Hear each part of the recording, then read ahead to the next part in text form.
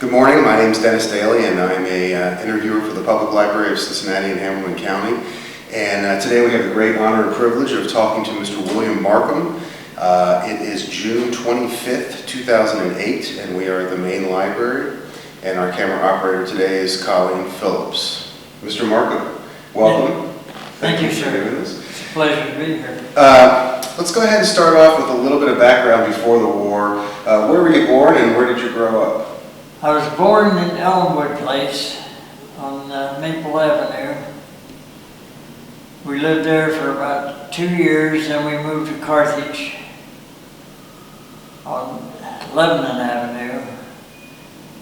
And about 3 years later, we moved to another house about 4 down from the original. And then my youngest sister was born there. Then we moved down to 69th Street. Back then, if you could save $1 a month on rent, you moved. During the Depression? Because it was very tough. I've got paychecks of my dad's at home where he made $35 for 2 weeks and raised 4 kids. Wow. So, but anyhow, then in 1940, my mother and father bought a home up in Rosemont on Beaverton Avenue, 1510. That's where I was when I went into the Navy. I'll just backtrack a little bit. Where did you go to high school? Hartwell. Hartwell High School? Yeah. Okay. And what year did you graduate from high school? Well, I graduated in the class of 45. Okay. But I quit in my junior year because they were going to take me anyhow. Sure. And kids today say, well, they couldn't do that. I said, don't tell me what they could do because I know what they did do. Our class had 8 of them. They'd come in and if it was your birthday that month, you were gone. Even during the middle of the school year? Oh yeah, it didn't make any difference. Okay.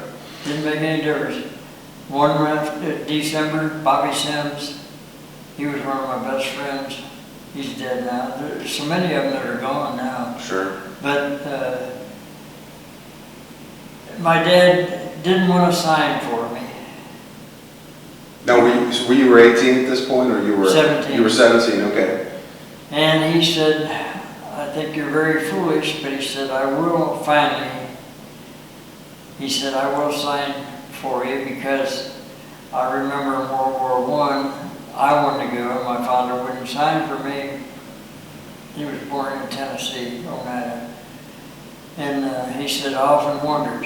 So he said, I won't hold you back, although I still think you're wrong. You should get that education. So what year are we talking? Was this 1944 that this happened? 44. Okay. One of the things I like to ask a lot of the veterans, and I know everybody pretty much remembers this, but where were you on December 7th, 1941? Do you remember when you heard the news about Pearl Harbor? Yeah, we were out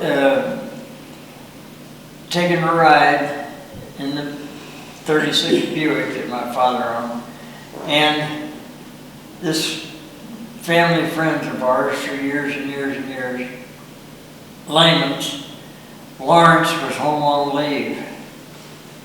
And when we come back from the ride, my sister come running out and she said, there's a war. And we didn't know what the heck she was talking about. So Lawrence checked in. He said, I gotta go. And he said, everybody has to report back to their ship. So my mother took a picture of him standing on our step. And he later became a male model. Oh, really? From that picture. Did really? And he married a girl that was a model. And it was very successful after he got out of the war in 46. But that's, he moved to New York and I never did see him again. Oh, really? Your mom launched his career, huh? Oh, yeah. Yeah, she sure did. So you were in high school then for the next couple of years while the war was on, and of course it was approaching, like you said, they knew they were going to take you. And so your father signed for you. Now, what time during 1944 was this? Do you remember? February. February 44? So then you went to, did you go down to a recruiting station downtown in Cincinnati? Yeah, a friend of mine, George Lutz, his dad had a florist. Well, Lutz Florist is still pretty well known in Cincinnati, but this one was out in Hartwell. And George Lutz, Danny Roth, and myself, we all decided we were going to go down, so we all went together and went to boot camp together. And well, when we got out of boot camp, which was 8 weeks, they went on ships and disappeared. I went to service school for signalmen, and it was another 8 weeks course. Just so real quick, so you, where did you go for basic training? For boot camp? Camp May. Camp May? And where is that? Green Bay. That's in Green Bay, okay. Is that near Great Lakes? Well, it was part of Great Lakes, okay. What did you think of boot camp? I thought it was great. The guys in our company, they didn't like myself or George. And there was another fellow that we became friends with, Marty.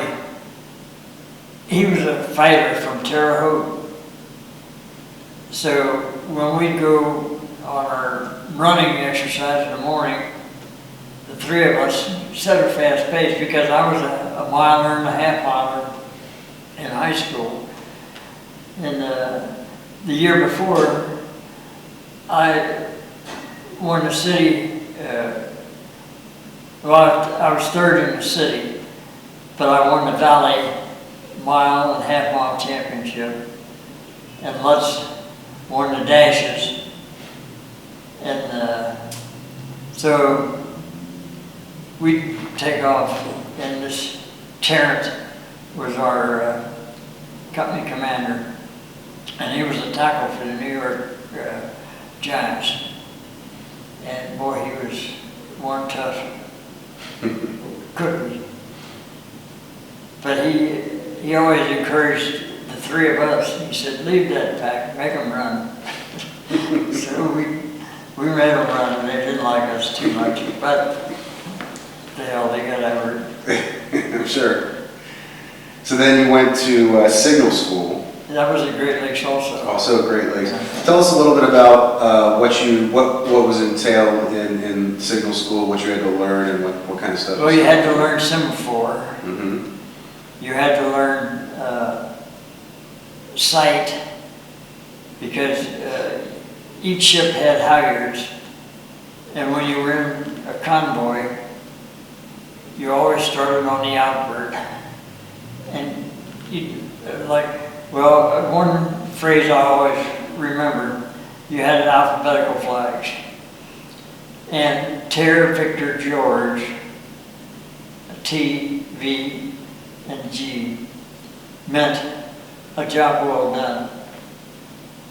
That one I never will forget. But anyhow, you learned how to do that, and you had to snap those things together and get that thing up, because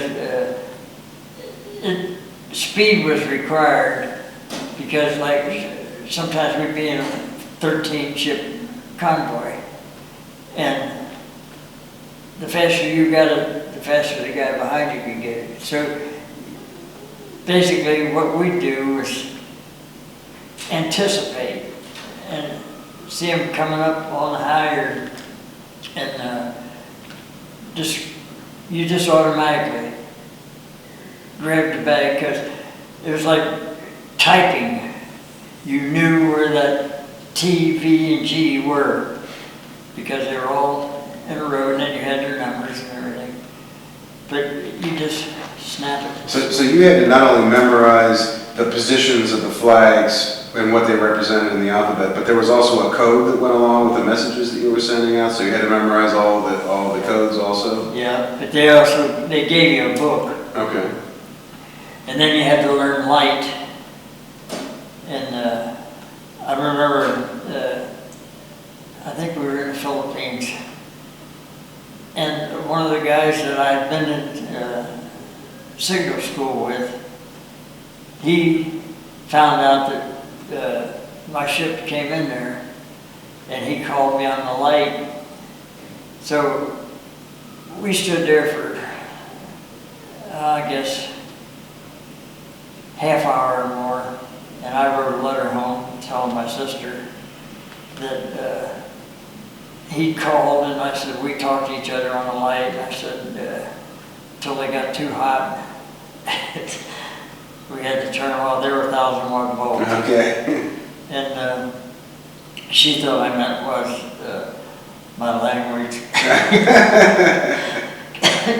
Because I always say, when I get mad, I revert to my native tongue, which is profanity.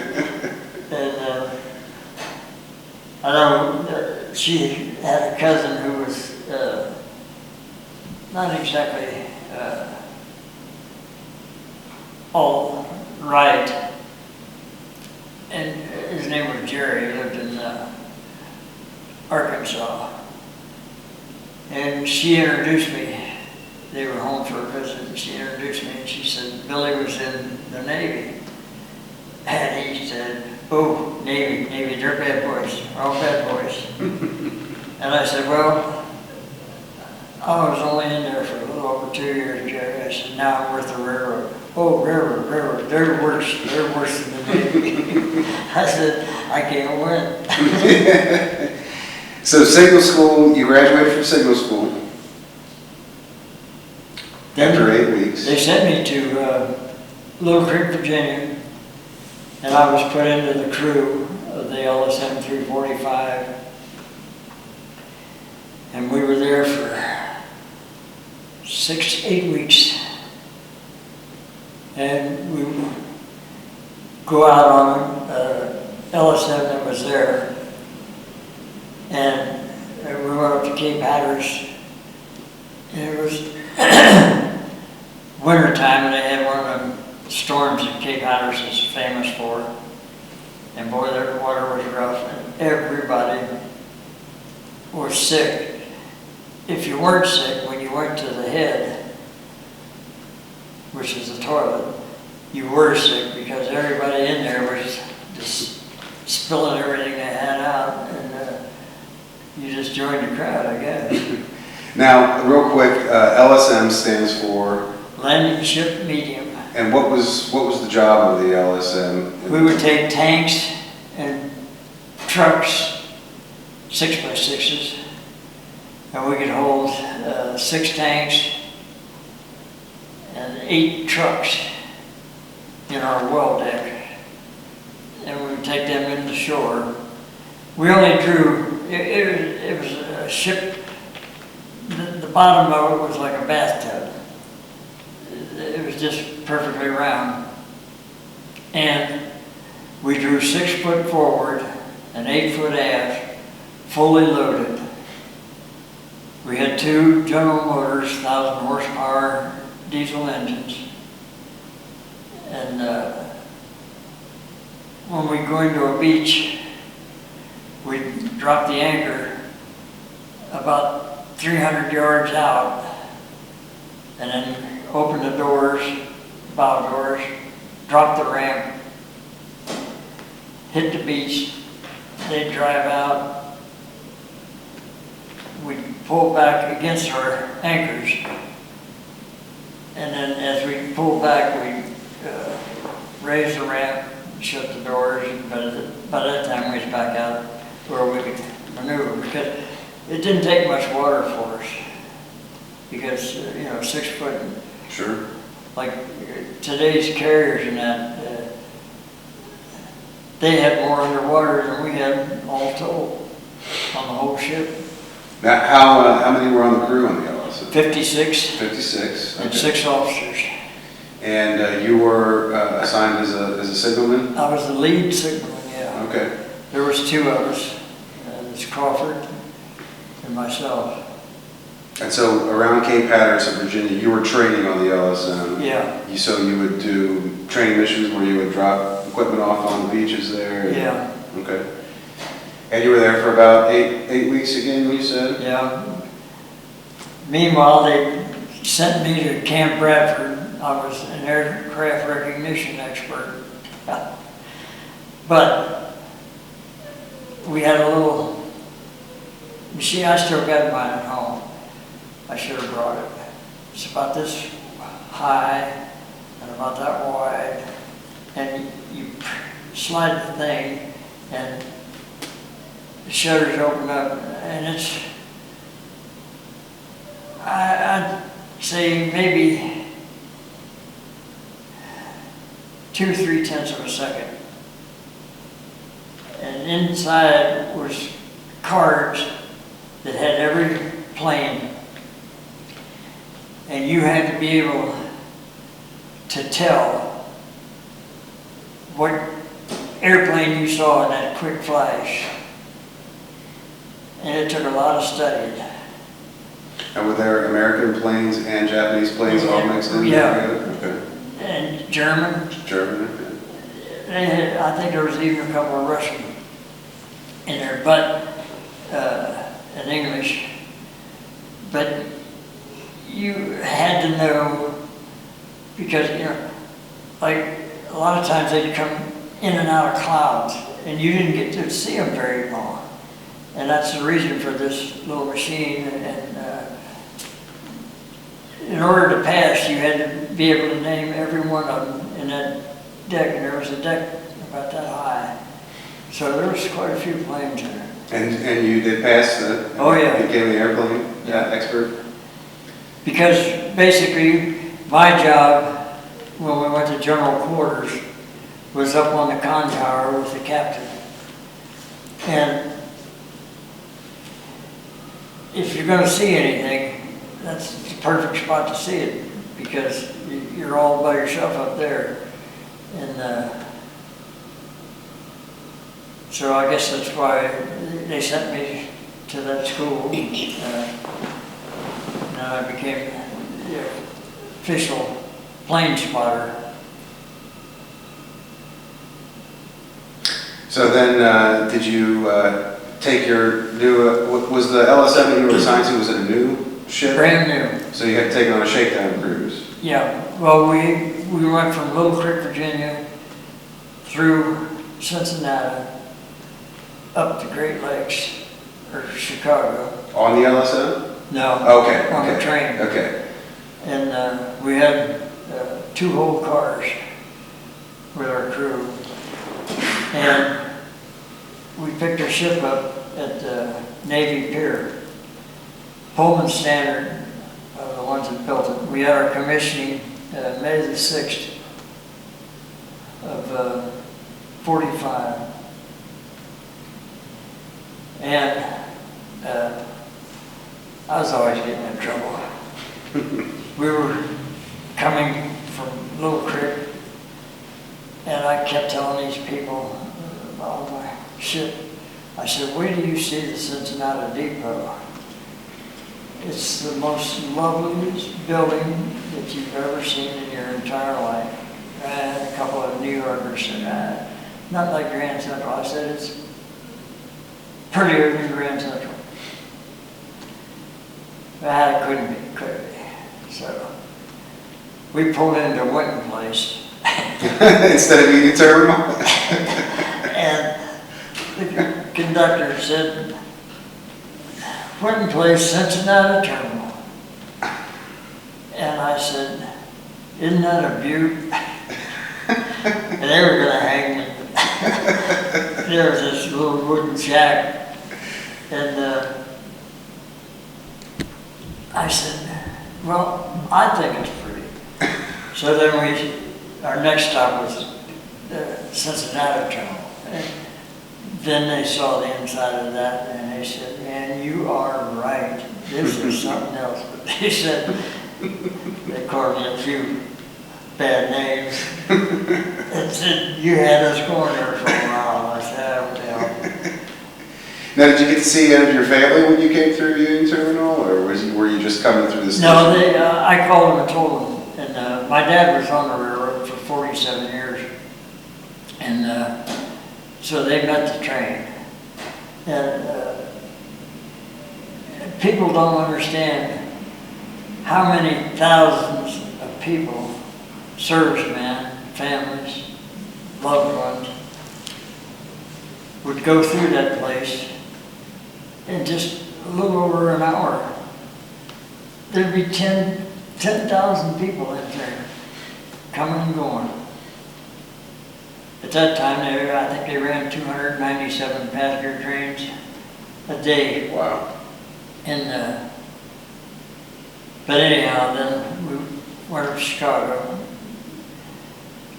We got our ship, had the commissioning. My parents came up for that, and they brought my wife, who'd never been out of Cincinnati, because her dad spent 15 years in Dayton Veterans Hospital.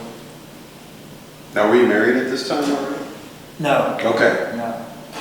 So, yeah, we were going steady. And, but they thought it'd be a nice graduation present for her, so she enjoyed it very much. So then we took off and went down the Chicago River. And this is summer of '44 we're looking at here, or? March. Okay. And I had to go ashore at St. Louis. I got strep throat, was running 104 fever. So they put me ashore, put me in the hospital there at Lambert Field, St. Louis, and the ship went on down to New Orleans. Well, I was there for about a week, and they said, okay, you can go find your ship now. So I rode the city of Illinois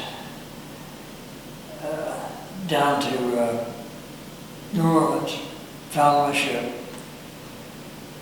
and we stayed there for about 5 more days. Then we went to Galveston. We were at Galveston when President Roosevelt died. Okay, so this is spring of '45 we're talking. Yeah. Okay. And took our shakedown. Then we left Galveston and went to Gulfport, Mississippi, and picked up, of all things, all the tank deck was totally full of telephone poles. And then we went down the coast off of Cuba, down through the Panama Canal.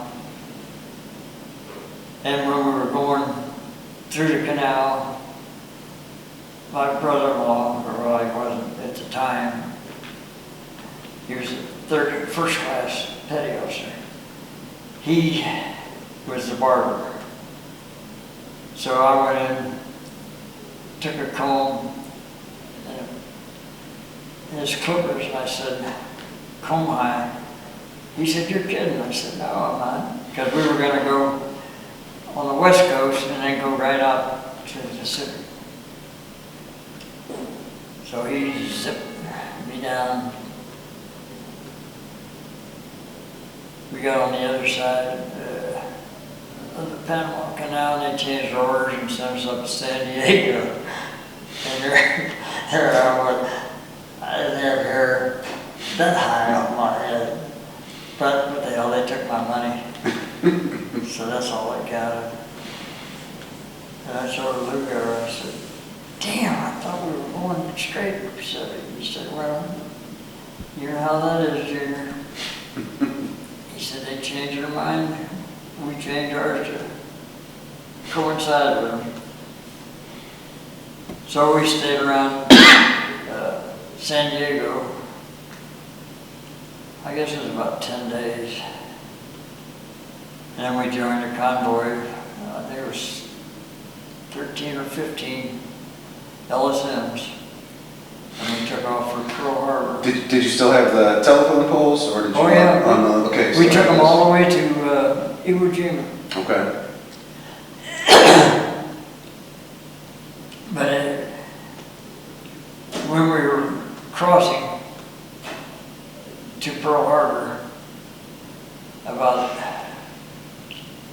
3 days out, we were second in the line, which was prestigious. And all at once, one of our engines started smoking so bad that you couldn't see the rest of the convoy. So we were told to hit the rear spot. So we dropped out. Like I said, my brother-in-law was first class motor machinist. And he took that left engine apart by himself. He had one of his machinist mates hold the parts and stuff like that while he did it. Took that whole engine apart. Then he got to thinking, and he checked, and there was a hairline crack between the lube oil and the fuel. And it had a little crack in it, and the lube oil was going into that fuel, and that's what caused the smoke. So he came up on the tower, and Captain Mulligan, Ralph P. Mulligan was his name. He said, Lugo, you got to get that thing straightened out. Or he said, because I'm not going to take up the rear part of this convoy. And Lugo had two little veils, and one was just as crystal clear as it could be. The other one was real brownish. And he said, here's your problem, Captain. He said, we got a split between the lube oil tank and the fuel tank. He said, I don't believe that. I want you to take that engine apart. I never will forget it. He'd been working on it 24 hours.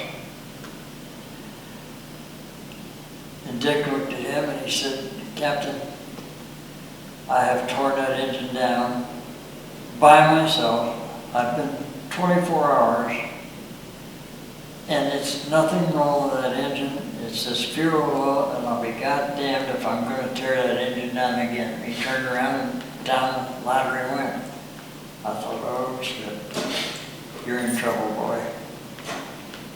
So the next time we were coming into Pearl Harbor, and the captain called Lugo up to the tower. And he told me, he said, as of now, he said, when we get into the bay here, he said, you go ashore and get your stripes. He said, you're a third-class signalman. I said, thank you, sir. So Lugo come up and he said, Lugo, I talked to Pearson. He was the engineering officer. And he said everything that you said was true. So he said, now, you're about the same size as Cheney. He said, you can borrow one of his shirts, pair of pants, and his cap. He said, take the gold off of it. He said, as of now, you're a chief motor machinist. And he was only 19 years old. And I swear, if I'd have went like that, he'd have fell right on his butt. Because he was in shock. He thought he was going to get court-martialed. Which was new for him. He was in 12 different invasions, starting at Guadalcanal. And his record, we went through it one day. It had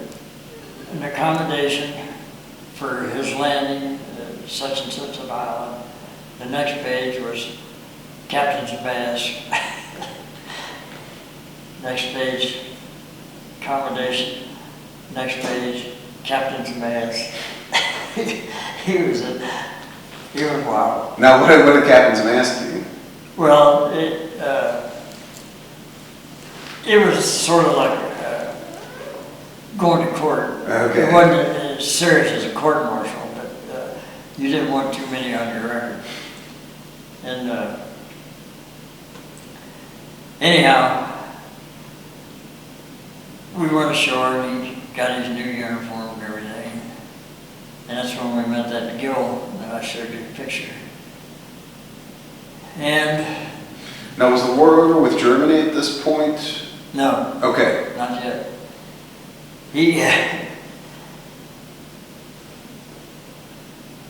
had free gangway because he was a chief, which meant regardless of what side, port or starboard side, he could go ashore and come back anytime he felt like it. So we got to drinking. That's where we had that picture taken. That was the gin mill. And I missed the last Liberty ship that night. So, you figure, what the hell? Can't get back to ship, might as well go back and get drunk again.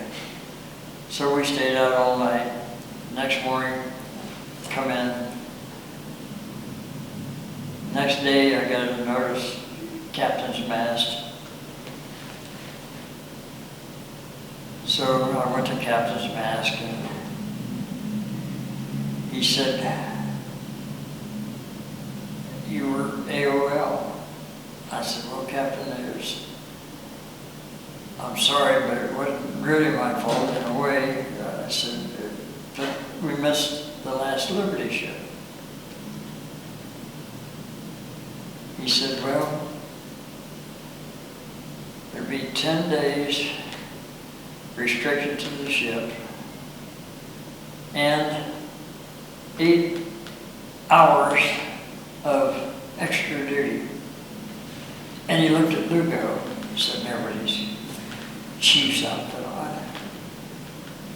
He said, "Chief Lugo, you got anything you could have Signalman Marcum do?" And he said, "Yes, sir." He said, "I could use some help on the shaft alley."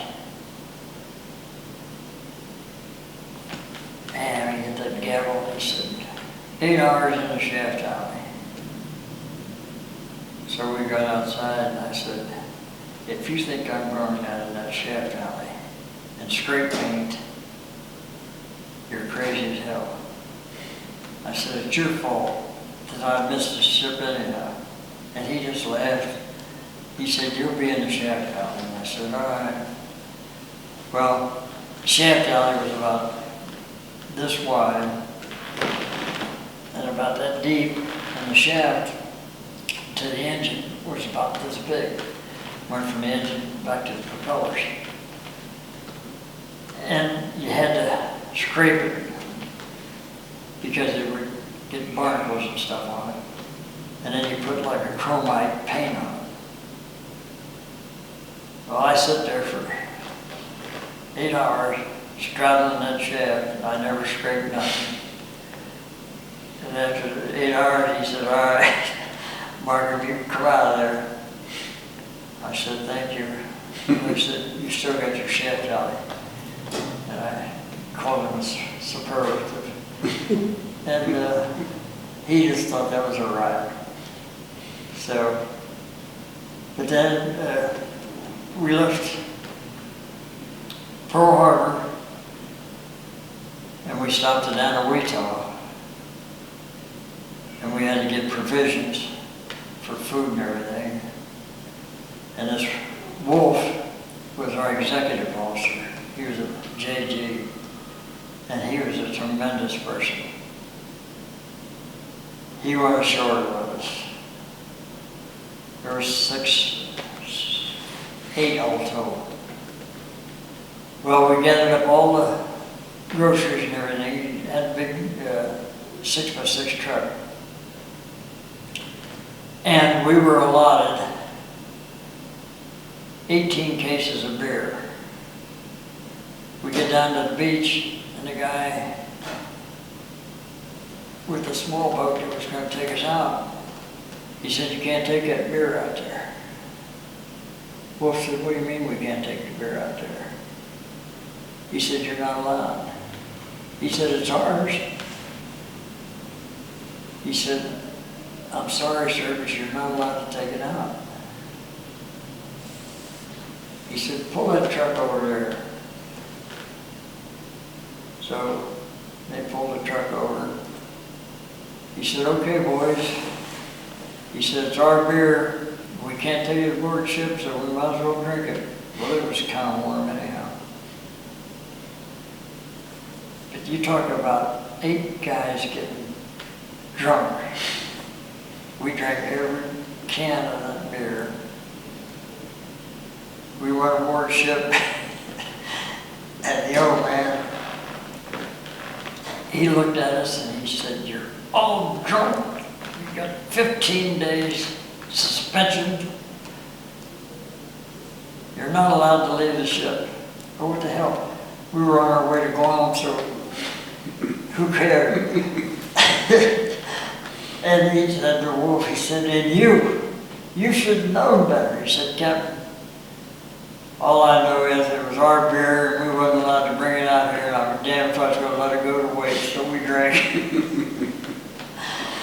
So there were some good times. Sure. So then from Eniwetok you went to Guam. Then we went to Saipan and Tinian. Basically picking up supplies the whole way, or? Just in convoy, because Okay. we had, well, yeah, we'd pick up supplies, food supply, that was another thing. When you go ashore for food, you had to take 3 sides of lamb to get 1 side of beef. And the captain didn't know it. But we would take 1 side of the lamb, because he liked lamb.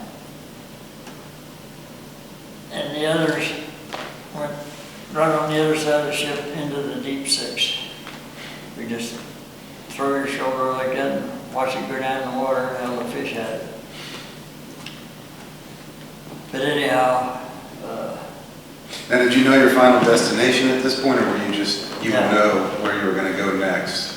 we didn't know from Adam which way we would go. They'd tell us at the last minute. He'd go ashore and find out our orders and who were going, what convoy was going to consist of. Then we went to Iwo, and that's what I was telling you about. No, I guess it was another fellow back there. Every afternoon, there would be 500 B-29s go over us.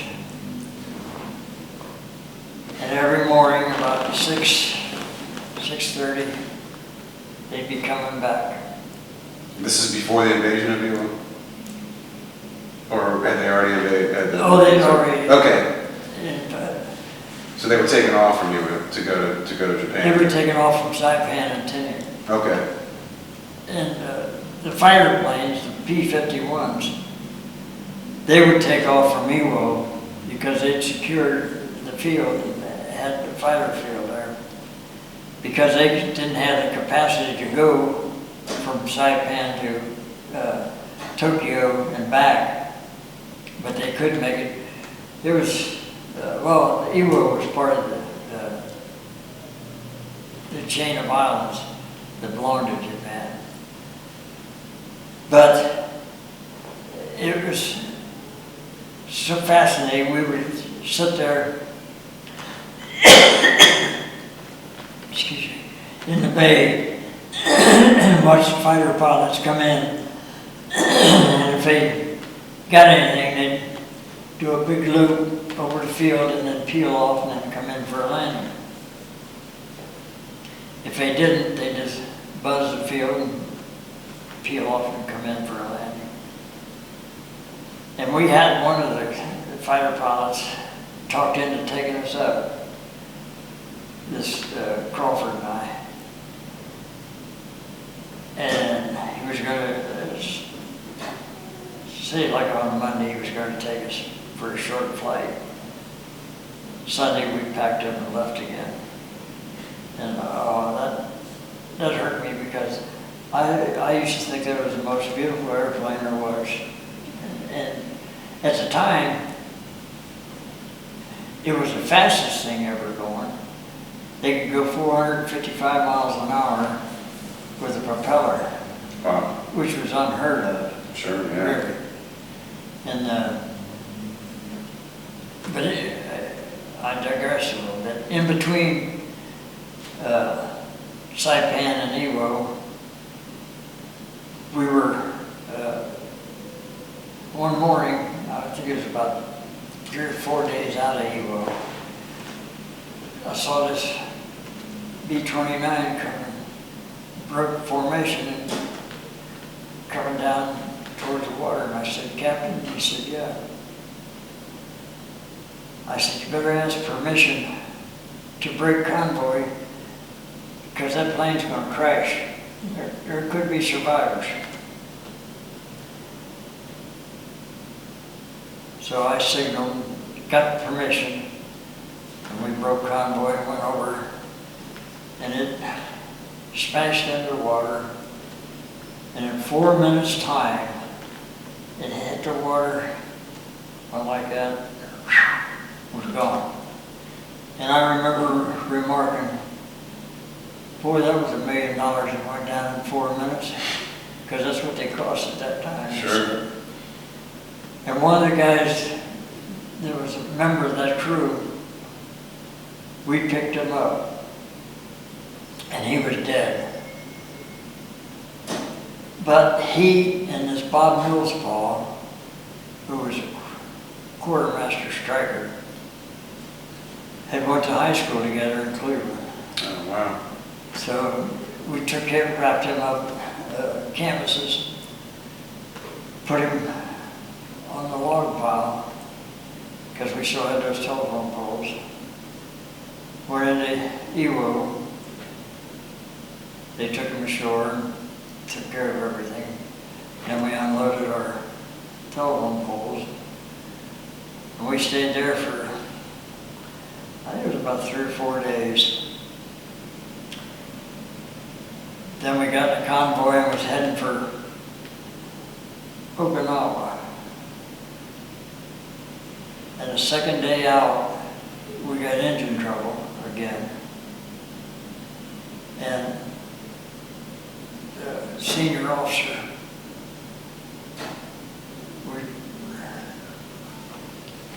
I told him, used the light and told him. And he said, "Break convoy and go back to Iwo, make arrangements to get to Saipan." So we broke out of the convoy and went back to Iwo, matched up with a couple of other ships and went back to Saipan where they fixed our engine. But I guess I was really ticked off because all the time we were out there, other than Anawita, when we go to Saipan, Guam, Tinian, Iwo, they were still shooting, killing one another. And we were always mopping up. And I thought, boy, we're going to Okinawa, we'll be right in there thick of it. I found out later that the job for Okinawa was they'd line up these LSMs because they had the same silhouette as a carrier. We had our con tower in the middle of the ship. And they'd put them in the line, and these kamikazes would come flying out, and they'd see that silhouette, and they'd go right for them. As soon as they sunk one, they'd just close the gap and put another one in. So that was Use it for decoys? I probably should, if we'd have went, there's a damn good chance I wouldn't be sitting here talking to you. Very good chance. But then we went back to Saipan. They fixed us up. And we were 10 days behind the Indianapolis when she got sunk, lost all those people. And we used the same route that she used. And we went into Lady. And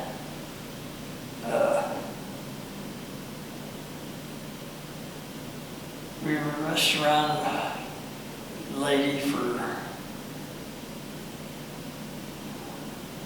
well, we were Lady when they dropped the A-bomb. Okay. And did you find out that they make an announcement on board ship that they had done that, or was it just kind of word of mouth? It came over the radio. Okay. And it was in code. But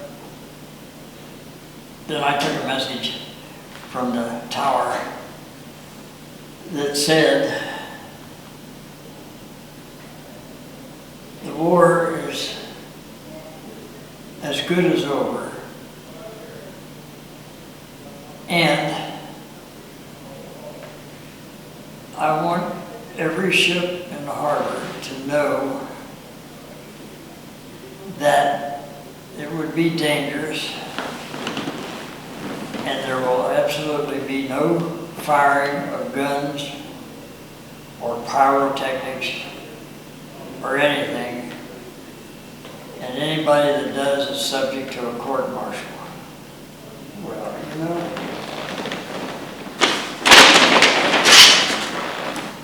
I gotta show you this.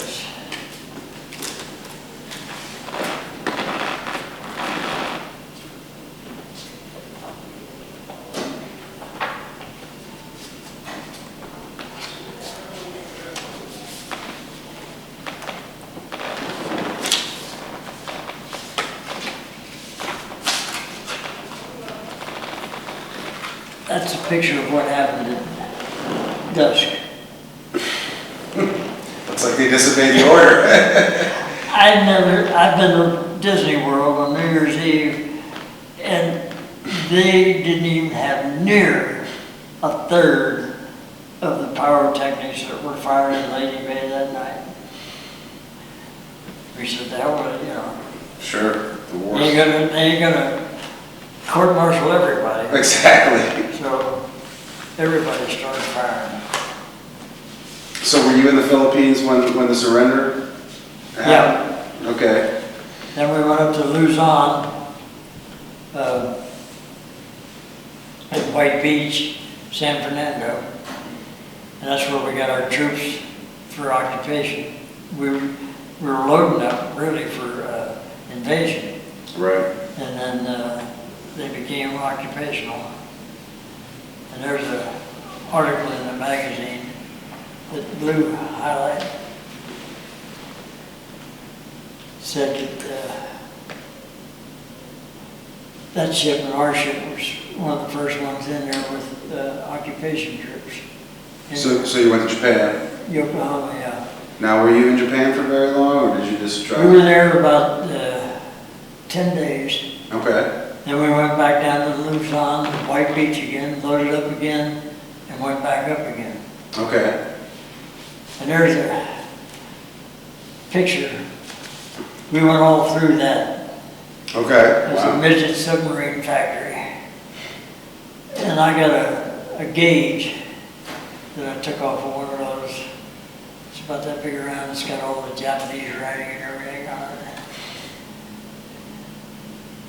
Well, we're coming down to the last couple of minutes here. Now, while you were doing this, you were accumulating your points to get out of the service.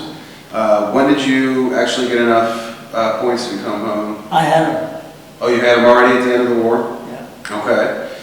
So how long after the war did you end up actually coming back to the States? Well, we came in December the 5th into Frisco. Okay. And you have kind of an interesting story about that, I know.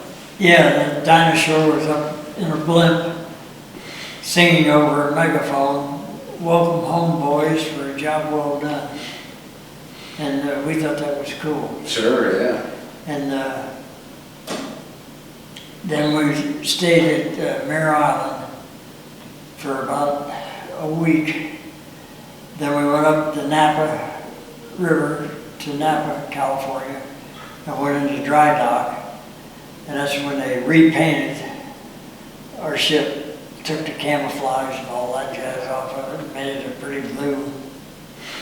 And I left May. They wanted me to sign over.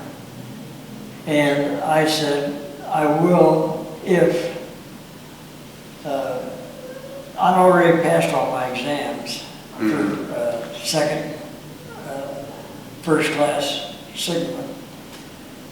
I said, if you give me my second class signalman now, then in June the 1st, I'll sign up, because they said if you sign up, they'll give you an advanced rating.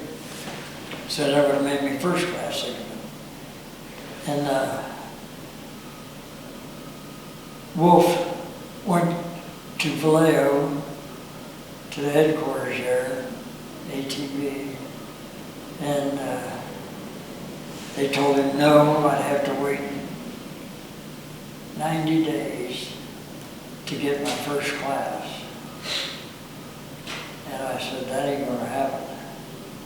Because I had second class for 2 weeks and got in trouble, put back to third class. So I said, if I can't go 2 weeks, how the hell am I gonna go 3 months? So I said, never mind, I'm going home. Okay. So I did. Came back to Cincinnati? Well, I came to Great Lakes. Okay. And got signed out, and then I came home. And did you finish high school then? Well, when I was home on leave in May of '44, I went down and took the GED test. Okay. So Hartwell High School gave me a diploma with the class of '45. Okay. Although I was in the Pacific. So then I went up to Ohio State for '46 and '47. On the GI Bill? Yeah. And I was carrying the world on my shoulders. Had a complete nervous breakdown. The only thing I remember was, I can't remember his name now, but he was my roommate. We lived on West Lane Avenue, 60 West Lane. He said I was throwing books through the window. So they came and got me, and my brother-in-law did. Took me home. I went to the doctor. He said, well, Mr. Marcum, if you don't quit carrying the world struggles on your shoulder and try to solve them all, which you'll never in this lifetime do, he said, you came that close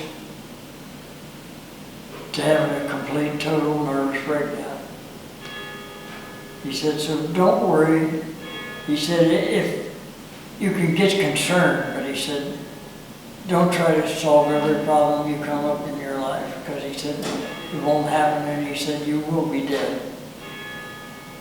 And I guess I took him to his word, because after that, I've had 3 different operations and a heart attack. And I've had cardiologists stand there and look at me and say, we don't know why you're still alive. You should be dead. I had an aneurysm, 9.5 centimeters. And the guy, Dr. Zenny, operated on me. And he said, you're a very fortunate person. He said, because anything over 6 centimeters is 90% failure. So he said, you lucked out again. And this past Thanksgiving, I went in for a double hernia operation. And while I was on the table, I got sick, vomited, and it all went into my lungs. And I don't remember anything until December the 10th. The rest of it, I couldn't tell you what happened or nothing. And my cardiologist, I had to set up appointments. I was in there 12 weeks. My cardiologist said, I went to see him about 2 weeks after I got out of the hospital. And he said, you know what? He said, I wouldn't have gave you a penny against a dollar chance of walking in here and sitting down in my office the last time I saw you. He said, I'm telling you, you were in bad, bad shape. I said, yeah, that's what everybody tells me. He said, I'll say this for you. He said, he had a nurse there with him at a drug rep. And he said, you're a tough old man. No, he said, I'm going to change that. He said, you're a goddamn tough old man. He said, I told you, I knew some of those words that you used. Well, we're certainly glad you're a tough old man and that you made it. Yeah. And we really appreciate you taking the opportunity to sit down with us and tell us your story, sir. And thank you very much. You're more than welcome. Thank you for your service. Absolutely.